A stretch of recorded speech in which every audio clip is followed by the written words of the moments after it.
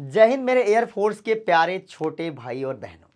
आज मैं आपको बताने वाला हूं कि रागा सेक्शन में आखिरकार रीजनिंग का कितना इंपॉर्टेंस है। रागा में आपको पता है कि रागा में रीजनिंग, अरिथमेटिक एंड जीके तीनों इंक्लूड होता है, जहां से कुल 30 सवाल आते हैं। लेकिन इसमें सबसे फ्रूटफुल अगर कोई सेक्शन है, सबसे फ्रूटफुल कोई सब्जेक्ट है, सबसे ज़्यादा कोई मार्क्स देने वाला सब्जेक्ट है, तो वो है आपका रीजनिंग। एक चीज़ मैं पहले क्लियर कर दूं कि अगर आप एयरफोर्स एग्ज़ाम क्वालिफाई करना चाहते हो और आपका कंसंट्रेशन जीएस पे है या जीके पर है, और वो भी बिना किसी बहुत अच्छे एक्सपर्ट के, तो आप अपना पैर कुल्हाड़ी पे मार रहे हैं दोस्त। आप समझिए, कुल्हाड़ी पे पैर मार रहे हैं आप। अब हम सब बताते हैं आपको कि आखिर वो कौन सा पोर्शन है जो आपको कराएगा पार, मतलब आपकी करेगा नैया पार। देखिए, इंडियन एयरफोर्स अग्निवीर वायु ग्रुप वाई रागा में रीजनिंग की तैयारी कैसे करें।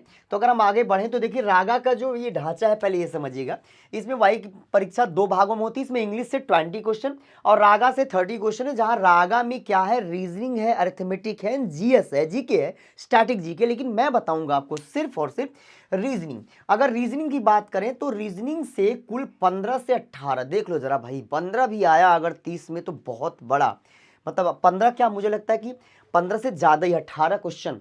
30 में अगर 18 क्वेश्चन आपको एक जगह से मिल रहा है और आपका सिलेक्शन 35-36 क्वेश्चन पे हो जा रहा है, तो कितनी बड़ी बात है।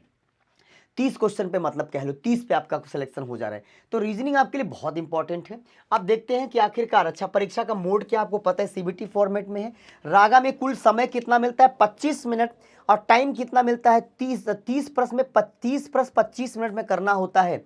+1 -25 मतलब 0.25, मतलब कि 1/4, ये माइनस मार्किंग है। अब रीजनिंग में आपको समझना है कि रीजनिंग 2 प्रकार की होती है, एक वर्बल एंड एक नॉन वर्बल।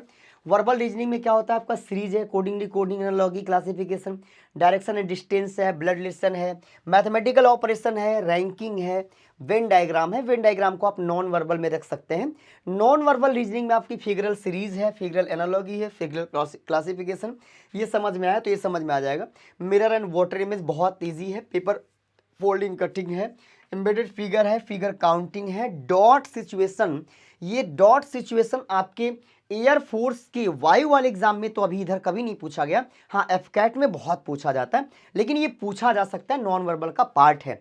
अब अगर आप मुझसे पूछें कि सर मुझे वर्बल और नॉन वर्बल दोनों में किसको ज़्यादा फोकस करना है, तो मैं आपको बता दूं दोस्त कि वर्बल नॉन वर्बल में कुल मिला के 70-30 का रेशियो है।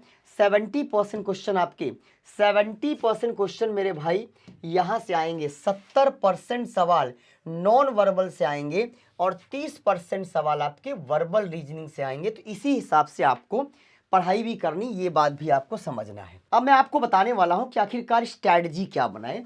4 हफ्ते का प्लान लेकर आया हूँ, मतलब पूरा 1 महीने में 4 हफ्ते का plan. Week first, week second, week third and week fourth. Week first में हम क्या करेंगे, वर्बल फाउंडेशन। इसमें नंबर, अल्फाबेट, कोडिंग डिकोडिंग, मतलब हमारा जो पहला हफ्ता होगा ये यहाँ से यहाँ तक चलेगा। पहले दिन में हम क्या करेंगे, देखो एकदम डे बाय डे। पहले दिन में हम क्या करेंगे, नंबर एंड अल्फाबेट सीरीज, मतलब कि टोटल आपको ये ध्यान रखना है कि क्या इसकी प्लेस वैल्यू है, क्या इसका ऑपोजिट लेटर, नंबर्स की बारे में। डे 2 में आपको कोडिंग डिकोडिंग लगाना। डे 3 में आपका क्लासिफिकेशन एनालॉजी, 2 दिन दोनों खत्म करना। डे 4 में आपको डायरेक्शन पे जाना। डे 5 में ब्लड रिलेशन।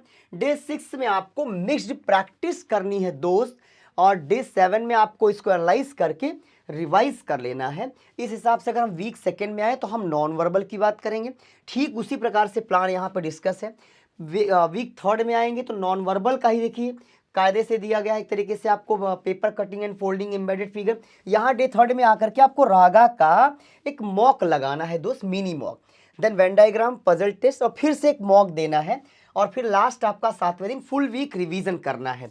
अगर वीक 4 की बात करें तो मतलब कि डे 4 में आपको जो वीक टॉपिक था उसको ड्रिल करना है।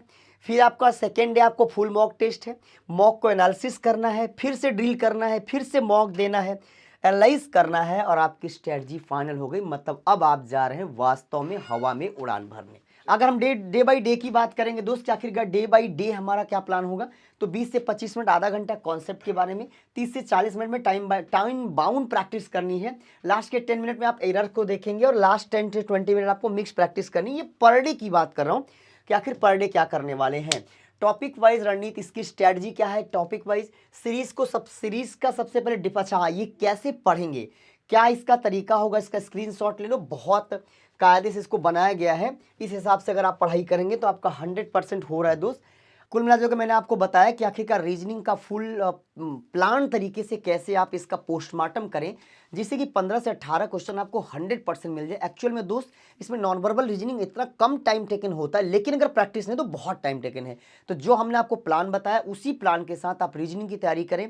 और आपके पास है भी कितना समय, कायदे से देखा जाए तो फरवरी चल रही है, मार्च में आपका पेपर होने वाला है। बचपन से हम लोग एक कहानी दोहराते आए हैं कि जनवरी जान लाती है, फरवरी फरियाद करती है, वैलेंटाइन महीना है ये, फरवरी फरियाद करती है, मज़ा तब मार्च में आता है जब पेपर हाथ में आता है। तो आपका पेपर मार्च में होने वाला है, तो बिल्कुल भी ज़रा से भी गुंजाइश नहीं छोड़ेंगे। इस हिसाब से मैं आपको अर्थमेटिक भी कैसे तैयार करें उसकी भी एक प्रॉपर वीडियो बना करके देने वाला हूं। अगर आपने इस प्लान को फॉलो किया तो इस बार 100% आप 100% नंबर पाएंगे। जय हिंद।